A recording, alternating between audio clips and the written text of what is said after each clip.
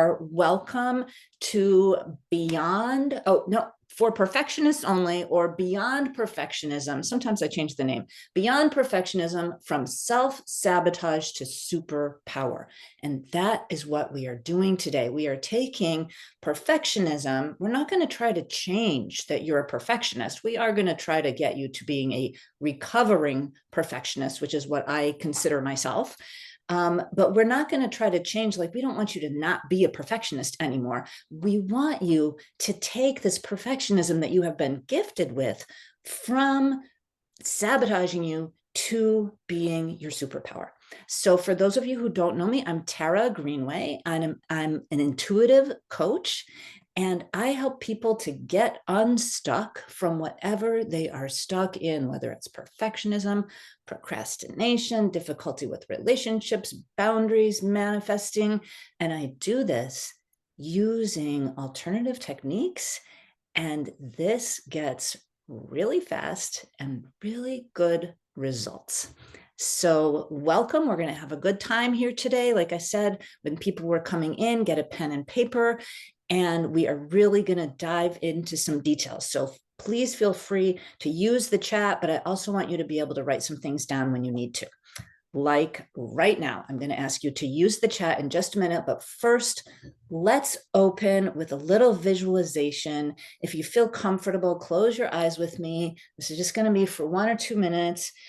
I like to just kind of shake my shoulders out, turn my head around. I always store tension in my neck and shoulders. I bet you do too. So it might be good to shake that out and then take a deep breath.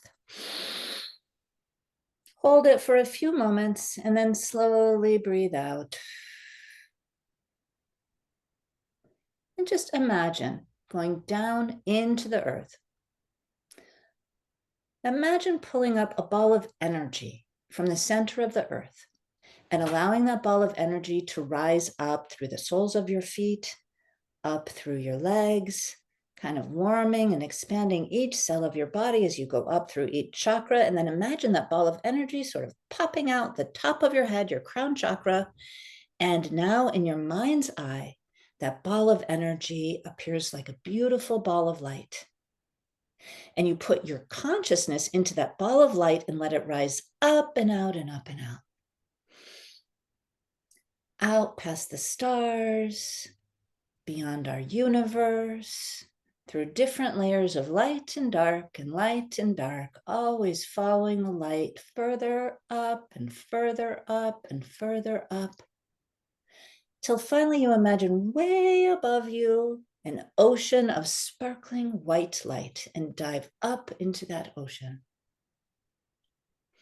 And now you're not really feeling your ball of energy and light anymore because you're feeling your oneness with this source energy, this quantum field energy, this all that is energy. We imagine going up and out to it, but really we are always in it and it is always in us. It is impossible to be separated from that creation energy. So right from there, whenever you're ready, flutter your eyelids back open. That, by the way, was the theta healing visualization. It's one of the techniques that I use, and it's a way to go into the theta brainwave. That's a brainwave of deep meditation, super quick. So now I would like you to use the chat and just put me if any of these is true for you. Is this you? If you make a mistake, you feel embarrassed, horrified, you apologize possibly several times, and you remember it for months, if not years. Anybody? Yep. Me, yeah. Is this you? No matter how hard you try or no matter how much you achieve, you always feel like you really should have been doing a little bit better. Is that you? Is this you? You pass up opportunities in your work life and maybe in your personal life because you feel like you don't quite have every qualification that you need. Put me in that chat. Is this you? you get headaches or stomach aches or insomnia or back aches from being stressed. Or this is a really good one. Is this you? You often use, I call it a when then clause as a reason that you haven't reached for what you really want yet. So when I fill in the blank, lose weight, then I'll go on a dating app. When I get another master's degree, then I'll start my own business. When I get married, or when I have kids, or when I get divorced, or when the kids get into school, then I'll write my book, start my public speaking career. When then clauses. Does anybody put me in the chat if that describes you, even if you're just realizing it right now, like, oh, I do that. Is that not good? Put me in the chat if much of your self-talk, your voice in your own head, is criticizing yourself or other people. Is that what the voice in your head is doing most of the time? And put me if you feel kind of crushed when other people criticize you at work or in your personal life. And put me if you defend yourself in your mind before anybody even criticizes you. So you're prepared for when they do. And how about if you're usually behind schedule, not because you're not doing things or you're not paying attention to the time, but because you pay so much attention to detail that it's hard for you to stay on schedule. Any me's there? Yeah. And put me in the chat if everything seems kind of important to you, so it's hard to prioritize tasks. Some me's. Yeah. And really, me too. This used to describe me. So I want you to know, as I mentioned, I'm a recovering perfectionist. And this masterclass is all about going from perfectionism as a self-sabotage to being one who pursues excellence, one whom everyone can count on without sabotaging yourself, using it as a superpower. And why? Not just so you will feel better, although that would be really nice, but because the world needs us right now. I think that people think of perfectionists as like people who are constantly criticizing. And that's just the most negative possible definition of perfectionists. I think we perfectionists are here to change the world. And God knows the world needs it, right? We are here for a purpose, and we need to reach that purpose, preferably without like practically killing ourselves doing it, right? You want your perfectionism to empower you. You want to have success and peace. You want to have excellence and trust the universe. And we're doing the beginning of that right now.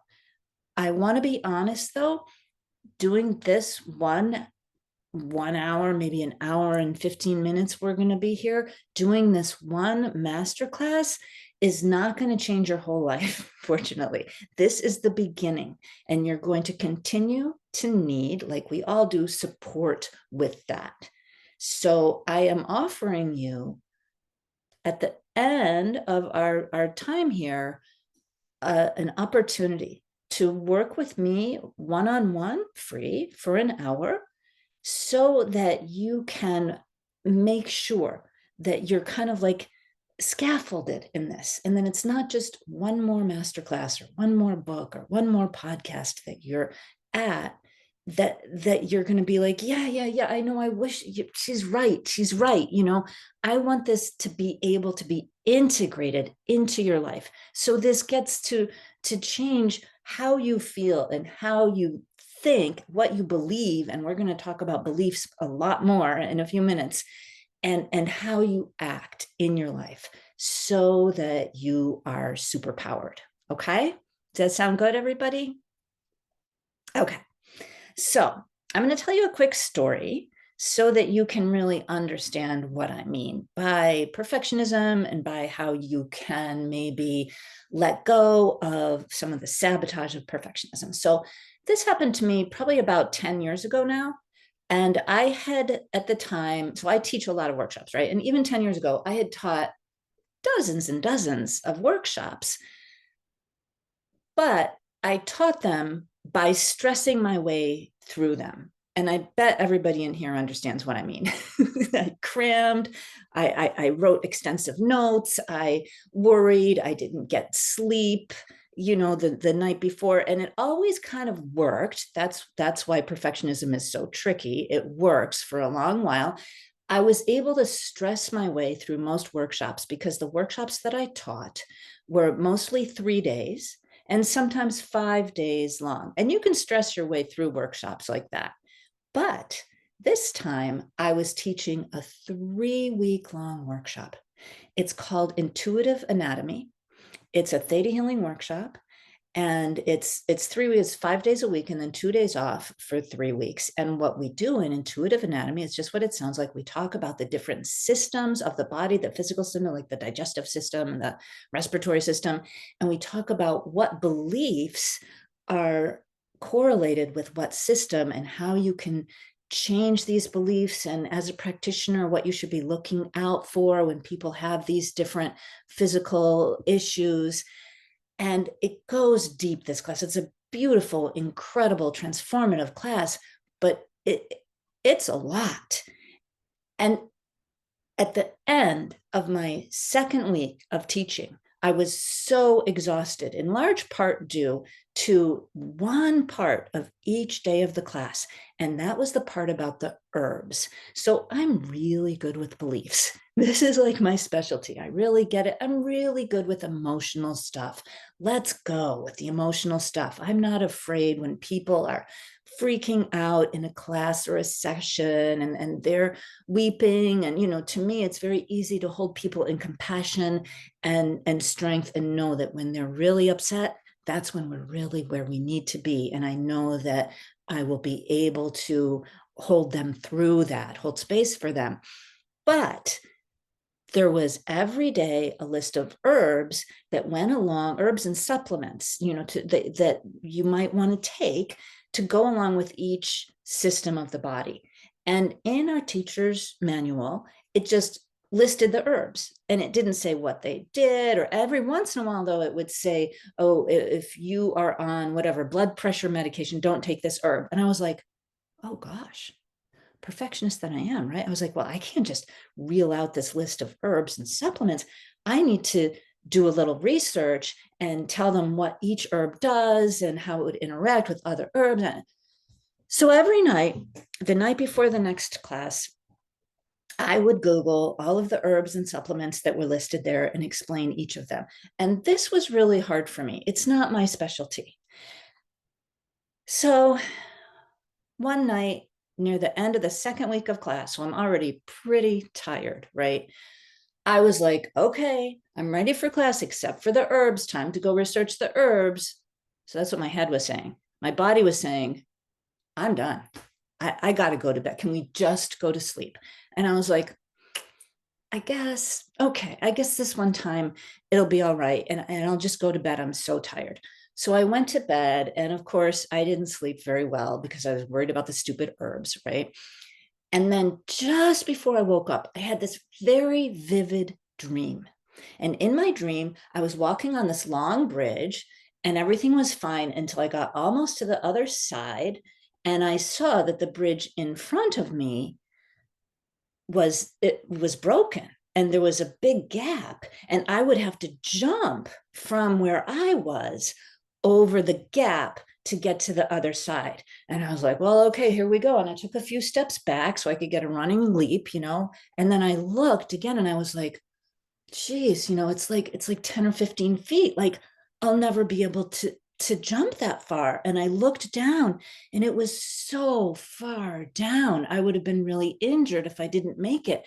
And I was freaking out in the dream. And then suddenly my perspective changed from being, where it usually is, like in your head, to it just swung around to below the bridge. And I looked up and the gap was actually only like 6 inches.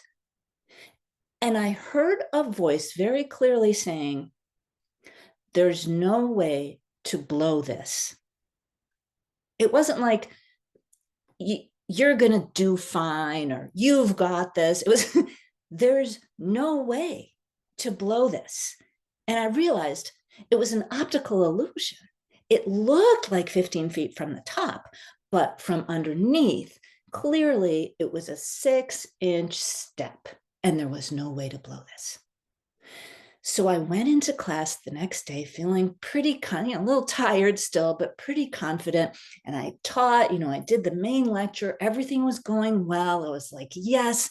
And then this one young woman raised her hand and she asked a question about the herbs that I hadn't studied, because every day before that, I had explained what each one did. This time, I just did what the book said to do, which was to list the herbs that might be good for that system of the body.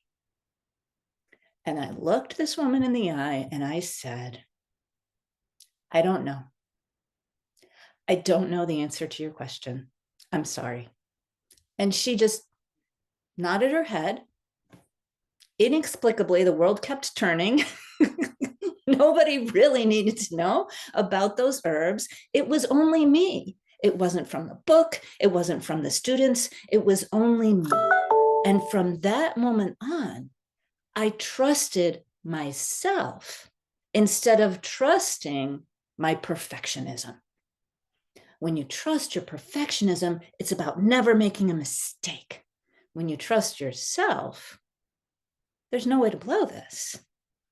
So please put me in the chat if you have ever had an experience where you were kind of like happy and proud to be there and you pretty much ruined it for yourself because you stressed out about it so much. Am I the only one in this Zoom room? Yeah, some more me's. Could have been a lot of me's, could have been a really good time, right? But you stressed your way through it. And everybody thought, oh, you must be so happy. Have you ever had people say that to you? You must be so happy. And you're thinking, must I? I guess I should feel the way that you think I should feel, but really you felt stressed. All right. So after that experience, I kind of thought I had already dealt with my perfectionism. I have that feeling, oh, I'm done with this. And then it crops up again. And I was like, all right, I got to really look at this. I got to figure out why this perfectionism is here. And I did, both for myself, honestly, and for my clients, because I seem to have a lot of clients who struggle with perfectionism because we always attract what we know best, right? So I found the 4 root causes underneath the perfectionism, because I am very big on going underneath what's happening on the surface of our lives, because I feel that is the only real way to change it. So I know that's probably why you're here today, to hear about the 4 roots of perfectionism and how they got there and what to do about them. So here we go. You ready for the 4 principles of perfectionism? First, someone or someplace taught you that you have to be perfect to be loved or accepted. And you still believe it all these years later. I'm going to say that again because this is really important. It's in the chat as well. First principle, someone or someplace taught you that you had to be perfect to be accepted or loved. And you still believe it subconsciously. So I've got a very important question for you, and you can put this in the chat or on your paper, either one or both. Who taught you that? They might have explicitly said it, or it might have been pretty subtle, but you probably know right away when you think about it, now that it's been pointed out to you. Who taught you that you had to be perfect to be accepted or loved? Was it a parent, a teacher, a coach, a church or synagogue or mosque, maybe your whole community or society?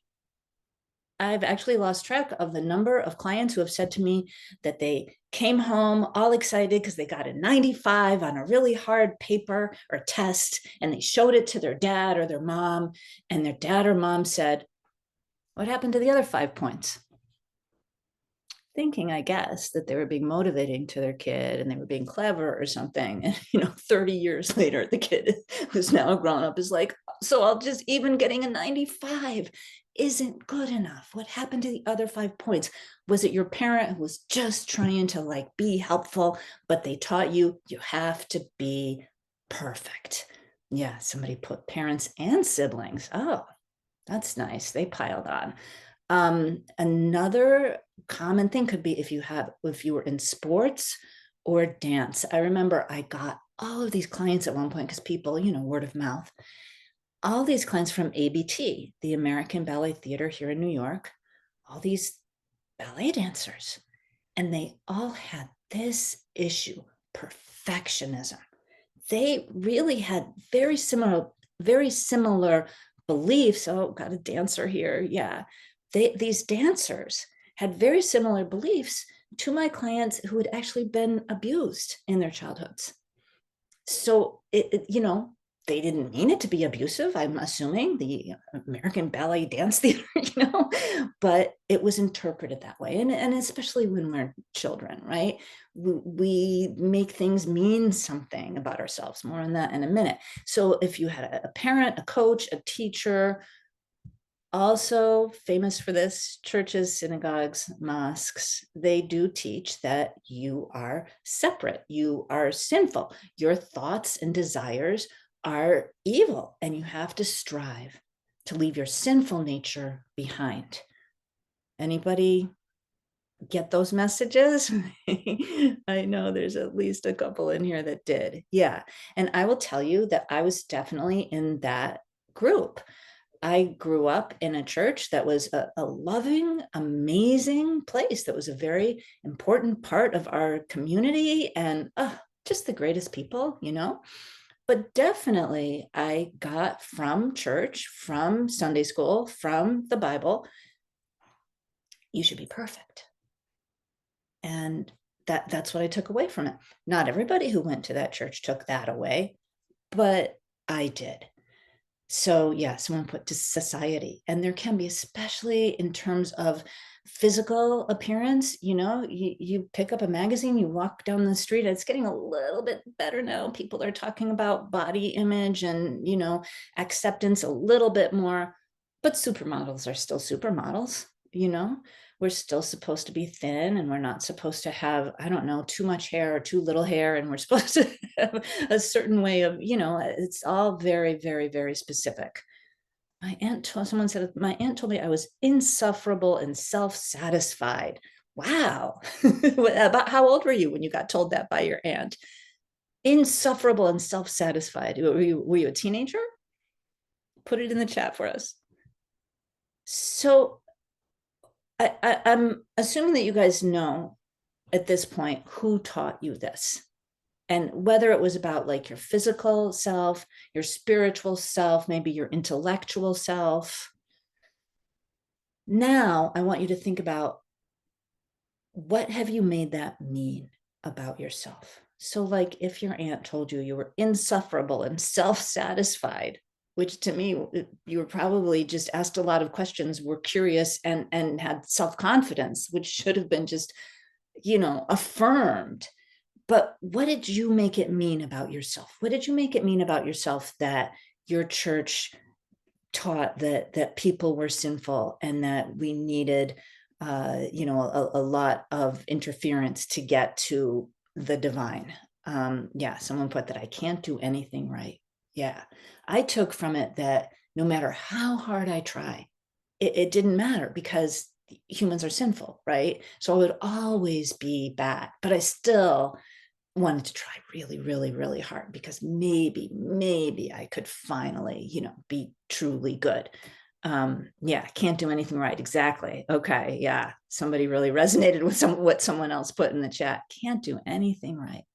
Did you make it mean about yourself that you always are wrong, or that you always have to prove how right you are? Some people go into like underconfidence from stuff like this. Some people go into overconfidence and arrogance just out of self-protection, So what did you make this mean about yourself? This thing about you have to be perfect to be accepted. So this creates beliefs like, I have to be perfect to be accepted or loved, which we've said several times. No matter what I do, I always fall short. And I'm just intrinsically not smart enough, not beautiful enough, not special enough, not talented enough, not lovable enough. And our beliefs really are running the show of our lives, even if, especially if they're subconscious beliefs. Because like consciously, when I was teaching that intuitive anatomy class for 3 weeks, I wasn't sitting there like, I better get everything right about the herbs and supplements, otherwise God will be mad at me. I absolutely did not have that thought. That consciously, I was telling myself, well, I want to do a good job, so I'll research these herbs. That's all. It was my subconscious that was telling me, get it right. You have to be perfect to be acceptable. Okay. Your subconscious very sneakily runs the show, but not sneaky in a bad way. It's trying to help you. Your subconscious beliefs are trying to protect you, but you get to rewire. You get to reprogram your subconscious beliefs if you know how, because they're really not helping at this point, right? Maybe you had to do certain things just in order to get through your childhood. Like if you had a dad who was like super angry all the time and super strict, and maybe you had to follow his rules in order to make it through your childhood alive, you know? So that was pretty smart of you. But now that you're not 14 years old anymore, you don't want to be going by those rules anymore, right? That would be wild if you still were. Yeah, somebody put my dad, my way is the right way. He really said that? My way is the right way. Okay, well, that's confident. So these are our subconscious beliefs that can sabotage. Like I said, they might have helped you out at one point, but they begin to sabotage you. And also, they're not the truth. It's not the truth that you have to be perfect to be accepted. The truth is that you deserve, like everyone deserves, unconditional acceptance. You deserve unconditional love. You deserve to live your life without criticizing yourself all the time. And you deserve to motivate yourself to achieve excellence without fear and anxiety. You deserve that because everybody deserves it. You know, these are things that we intrinsically, automatically know when we see a child, especially a little child, when they're still cute and quiet and everything. And we just know, they're so perfect. You know, they're so lovable. And we don't mean that they look perfect. We mean they just are. We just feel they're shining, you know? And you guys, that's what we all deserve too. So subconscious beliefs need to be addressed at the subconscious level. You can go around telling yourself all that. I mean, like, have you ever been like really anxious and somebody said to you, relax, you should relax. It's going to be fine. How did that make you feel? Pisses me off. I actually have a mug that says, thoughts and prayers to my husband. He just told me to relax. Because I hate that. My husband was actually really offended when he saw that mug because he said, I don't say that. And he doesn't, because we've been married for 28 years. But he said it to me, you know, a few times when we were like dating, and found out that when he told me to relax, it made me explosively angry. You know, maybe not explosively angry, but I hated it. And that's because it doesn't work. Because you have to address subconscious beliefs, not at the conscious level talking, but at the subconscious level. So this is one of the things that I do with my clients in my one-on-one work and in my group container, which is a really cool thing I'm about to start again called Emerge. In fact, Emerge is a 6-month program, and 1 whole month is about perfectionism. So it really directly addresses this stuff and provides ongoing support for it. Okay, ready for the second principle underneath perfectionism? Second principle. Perfection is rejection. Perfectionism is self-rejection. If you are a perfectionist, I bet you anything, you literally motivate yourself by rejecting yourself. Have you ever heard your little internal voice, which I highly recommend you get aware of? Is your little internal voice saying to you, not good enough? Somebody else is doing that better. Have you seen Mel Robbins out there on Instagram? She's got more followers than you. You know, we always choose somebody who's like the absolute top in the world and compare ourselves to that person instead of telling ourselves, oh, that was a great blog you wrote. I think it's going to help a lot of people. Good job. So I call it moving the finish line. When we do something like that, like write an article or finish a project at work, or maybe help somebody out, you do some volunteer service or something, and you think to yourself, well, at least you finally did that, right? Has anybody else ever done that? Like, well, yeah, I mean, finally, you know, that's moving the finish line. You got to the finish line. You should be having a tiny little celebration. Oh, good job. Pat yourself on the back, you know? And instead, you move the finish line because you have been motivating yourself by rejecting yourself. And why would you keep doing that? Because it works. That's the tricky thing about perfectionism. It works really well for a pretty long time. I mean, it can work for years, you know? I bet all of those dancers in the ballet company had used perfectionism to get themselves to like the very top of their field. As I said, when I used to teach workshops, I motivated myself by freaking out, by stressing, and it wasn't fun. But it worked until I got to that 3-week-long workshop that just defeated me. And I figured out a different way and a better way, a way that I can teach a class and still sleep at night and still be happy, you know? And I bet you my classes are better as a result of that, don't you think? So perfection is rejection. In the long run, perfectionism, I said it works in the short run, right? But in the long run, it results in burnout, of course, frustration, exhaustion, but also resentment. Resentment at other people, maybe resentment at your teacher or your parent or your boss, but really the most burning, heaviest kind of resentment is the resentment you feel at yourself, because it's really you that's being so hard on yourself. And someone put in the comments, shame. Yeah. Shame is such a big part of perfectionism. And thank you for mentioning that, because I don't think I've mentioned that. Even just the word itself is so heavy, right? Shame. You feel shame, and your perfectionism is like, let's outrun that shame. I mean, it's very motivating, but you can't really outrun shame. You have to just turn around and look straight at it and go, you know, you're going to have to leave. I don't do this anymore. I have to break up with shame, you know? So it can really even affect your health, this motivating yourself by rejecting yourself, this part of perfectionism. Because if you're doing that, you're in fight or flight a lot.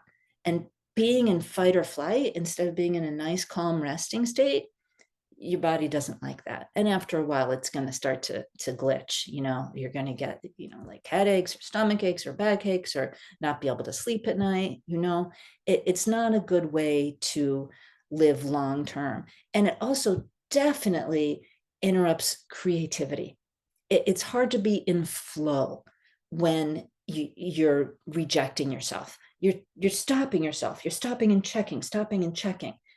And if you want to be creative, you can't keep stopping and checking. You know, you've got to be able to flow. Okay, so how is this showing up in your life? Put in the chat for me if you can. It's a maybe a new way of thinking, like, oh, how do I reject myself? Do you do this by like pushing yourself up against deadlines at work, for example, so that instead of just doing something and getting feedback that, this and this and this need to be improved, that you can be like, oh my gosh, well, I would have done that, but I didn't have time, or does it show up in your life as just pulling back from anything that would make you be so hard on yourself? Like you don't even jump into the opportunity in the first place? How does it show up in your life? So think about that. And I know that you might be thinking right now, like, don't take this away from me, Don't take my perfectionism away from me because it's what's helping me to achieve. But what you want, what you need, I'll say, is to find something other than fear and rejection to motivate yourself with. And believe it or not, there is a lot to motivate yourself with other than fear and rejection. I would say that the main thing you could motivate yourself with is your purpose in life, your desire to change the world in whatever area you long to change. Like I said, the world needs us perfectionists. We are change makers. We see what should happen, how to get that to happen, and we're good at making things happen if we could stop sabotaging ourselves. And someone says, yeah, I always had to go it alone at work, never checked in halftime with the boss, and finished late in a panic. Yeah, thank you for sharing that. That is what can happen. It can happen so easily. And if you don't know why, it's just so frustrating. But now that you know why, you can be like, oh, this is me rejecting myself again. Not going to do that anymore. But you do need to change those beliefs at the subconscious level. It's really more what we call downloads. We can download you from the universe with what it feels like to stop motivating yourself with fear, to motivate yourself with purpose. So this, again, is you've got to know how to work with your subconscious. And this is something that I use in my one-on-one work and in my group work with Emerge. I give people the energetic tools to be able to change things for themselves, to empower you. I don't want to just have you like, well, you have to keep coming back to me every week for the rest of your life. I like to empower you, but it does take an ongoing effort for a little while, few months. So 3, you ready for number 3? Underneath your perfectionism, the principles under there, your perfectionism paralyzes you by preventing you from living in the moment. Because in the mindset of perfectionism, you're often thinking either from the past or in the future. So maybe you've heard that living in the past is depression and living in the future is anxiety.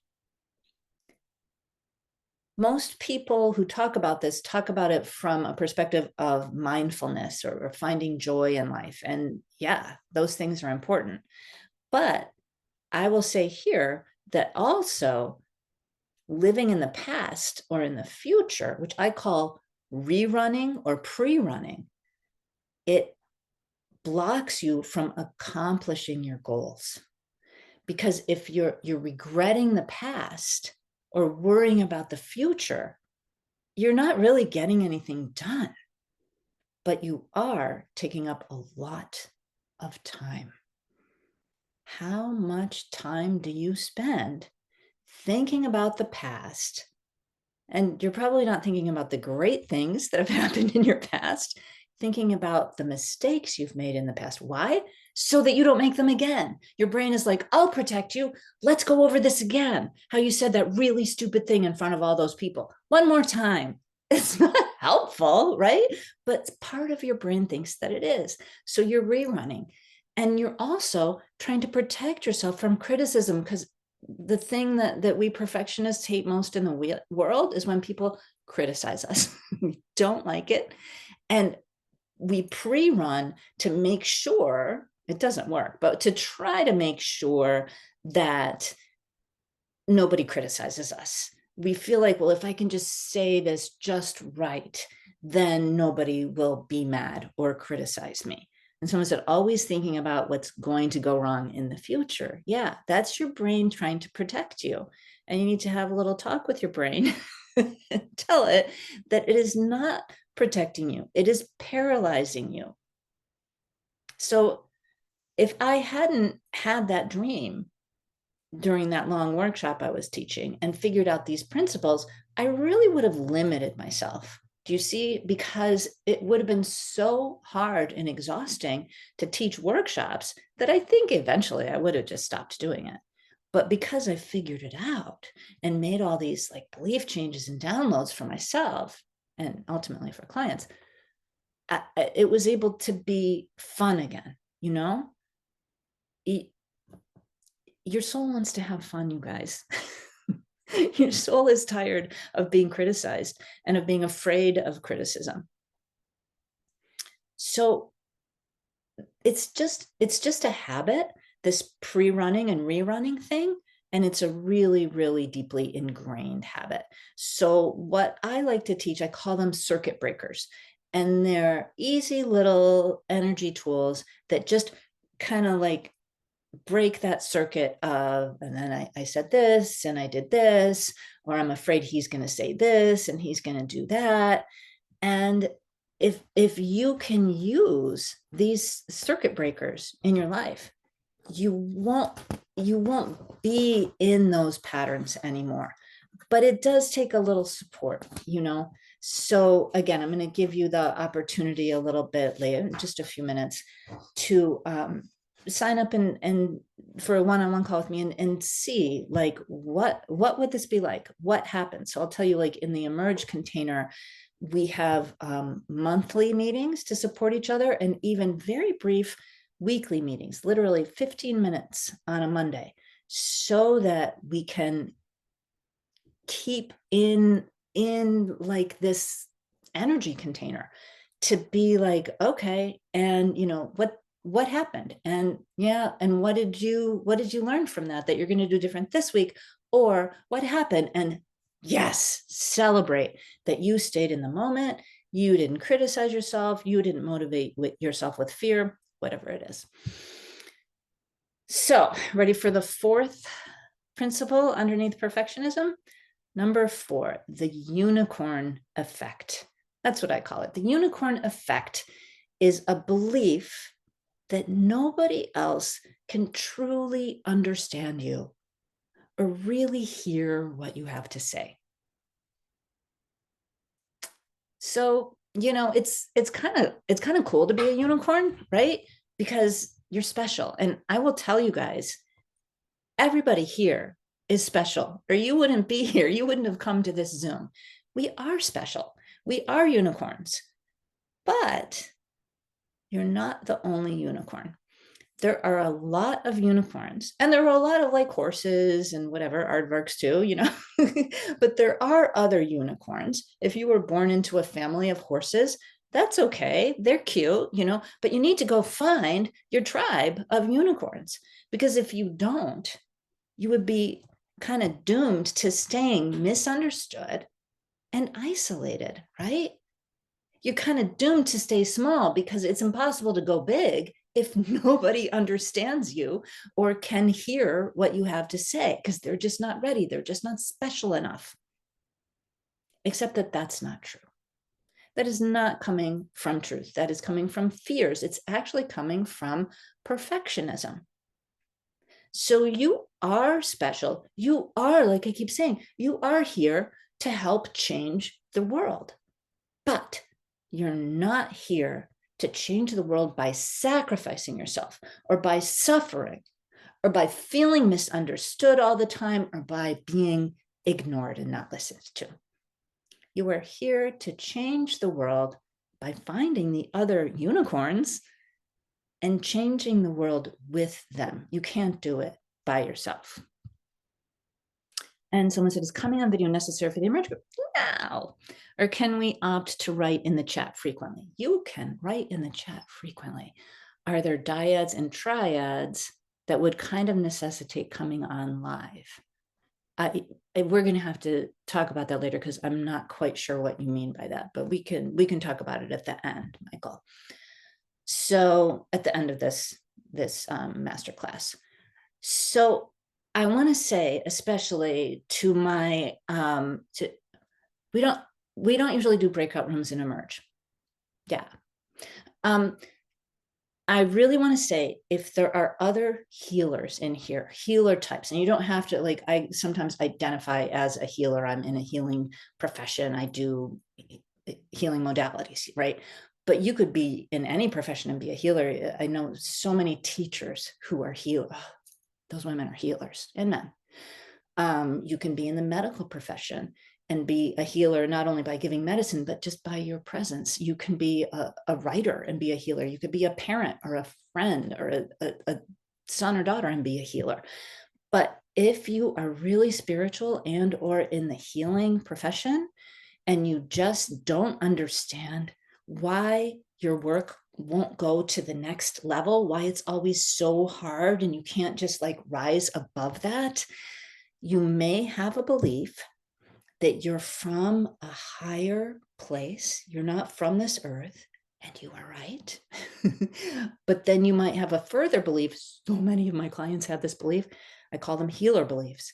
You might further have a belief that this world is such an awful place. It's horrible. People don't understand, and you're from a higher place. So you must be here to save people and to sacrifice for people. And that is your mistake. You are not here to sacrifice and suffer and save people. People don't even like to be saved. It's obnoxious. Actually, some people do. So some people like to be saved, and they will take and take and take and take from you, and that will never end. And most people don't like to be saved, and you'll keep trying to save them, and they just think you're annoying. So that can't be right, right? So what you need to do is help other humans, because I do think you're probably here to do that, without sacrificing yourself to do that. And you don't have to. You can motivate yourself with joy and purpose. It's actually, I promise you, so much easier and so much more fun this way. But you do need a supportive community of other unicorns. So if you don't have that, and maybe you do, maybe you already have this community and you're doing great and you just wanted to come here and kind of find out a little bit more about perfectionism. But if you don't know many other unicorns, I invite you to come into my community of unicorns. We're great, we're weird, but we're really cool. And be a part of my community, because you are welcome to do so. So, what to do? What to do to go from being a perfectionist to a recovering perfectionist. We're almost done. There are 4 steps. Okay, this is 4 different steps. This is what to actually do, and not like the reasons underneath. So you can see that. You can see my perfectionism that I hope is a superpower, right? Because I didn't just say, hey, you guys, stay in a good mindset. You should, you've got this. I was like, here are the 4 reasons underneath perfectionism. Here are, so you see how, maybe you can see how I wouldn't really completely fit into some communities that are just like, we're going to do healing and we're going to play music and we're going to all lie on the floor and we're just going to feel the healing permeate. I don't fit in those groups. And I also don't quite fit in groups that are extremely intellectual, even though I'm very intellectual. And a lot of my dad was a professor, and a lot of my family and friends are professors. I know how to communicate with intellectual people, but I also am not quite in that group because I have all these alternative practices and they all think that's weird. So that's what I'm talking about. There's the intellectual groups. I can pass there. There's the healer groups. I can pass there. But really, what I wanted and needed was my unicorn group, where you can be intellectual and a healer. And I have found that. I did have to look hard, by the way, but I have found it. Your unicorn tribe is out there. Okay. First step with how to go from perfectionism to recovering perfectionist, other than the things we just talked about, the reasons underneath, right? The first step is to accept yourself, even your perfectionism. And I know that some of you don't really love that because, like we said before, you're used to motivating yourself by rejecting yourself. But I promise you that when you finally just tell yourself, you know what? You're so cool. You're awesome. I love you. Yourself, just like a little kid that you said that to, would be like, right? Yourself will blossom, will look up. Oh, really? I'm safe here in my body, in my mind. Oh, you have to start with accepting yourself. Accepting yourself will not keep you where you are. Accepting yourself will help you to transform. And I know it's hard for us perfectionists. And again, I have some specific energy tools that can help you to get there. Okay. Second step, going from perfectionist to recovering perfectionist, find your flow. Find your flow and stay in flow state. So I think that one thing that we perfectionists tend to do is to think that we have to do it all because nobody else can quite do it right, right? And so we try to manufacture our own flow. Guess what? You don't have to do that. There is already a flow in the universe, and you have to jump into it. But in order to jump into the flow of the universe, you're going to have to stop going like this, right? You're going to have to unclench. You're going to have to trust the universe a little bit. But so I get a lot of clients who have been told that if they just think positive and write down what they want to manifest, that everything will be easy, that things will flow and that they'll get whatever they want and it won't be difficult. And I will never, ever tell you that because I tell the truth. Finding your flow and staying in your flow is like swimming in a river with the current. So you don't want to go into a river and swim against the current because it's just too hard. You're never going to be able to do it. But you also don't want to just, I'm not telling you to back float on the current because what's going to happen? It's not a swimming pool. There's rocks, there's curves, you're going to have to be looking out and you're going to have to still take action, still swim, but you're swimming with the flow of the universe. And when there is a rock or a curve, you're not going to go, how could this be happening to me? I thought I was going to manifest. You're going to go, oh, wow, this part is hard, but this river is supporting me and I'm taking strokes. Okay. You want to find the flow of the universe. And keep in mind, if you were swimming in a river, you wouldn't have time to stop and like criticize the rocks or the fish or the way that you're swimming. you swim. You don't stop and criticize. You don't stop and panic, you swim. Okay. Third, be a good boss of yourself. I bet you anything that no matter how mean and strict and hard of a parent or coach or boss that you have experienced, you're harder on yourself. And that is hard. That is hard to do. That is hard to operate in that way. It's time to unclench. It's what does a good boss or a good teacher do? They're kind, but they have boundaries, right? If you were ever in a classroom where the teacher didn't have control of the class, that wasn't a cool class to be in ultimately. Or if you were ever in a classroom where the teacher was like screaming at you all the time, that wasn't a good class to be in. You want to be a good boss of yourself. Encourage yourself, set boundaries with yourself. Please be a good boss. And the fourth step, and this won't surprise you, is, because I keep saying it, find support. I would be really surprised if anybody could do all of this all alone. So I am here to support you. If you're already in a supportive community, fabulous. If you want to get unstuck from your perfectionism, let's do it. You can schedule a Get Unstuck Zoom with me. It's free. It's an hour. The link is going to be in the comments in just a second. Just go to that link. It's going to take you to my calendar, which is called Calendly. and you will find a time. I know I have a few times tomorrow. I think Friday is booked, and then I have a few times next week, quite a few times next week, and the following week. Try to get in there with me as soon as you can, because if you think, I'm going to be kind of free in May, you're going to forget. So take advantage of this momentum now. And what would we do in a Get Unstuck Zoom if one chose to do that? I would ask you, what keeps happening in your life? How are you stuck?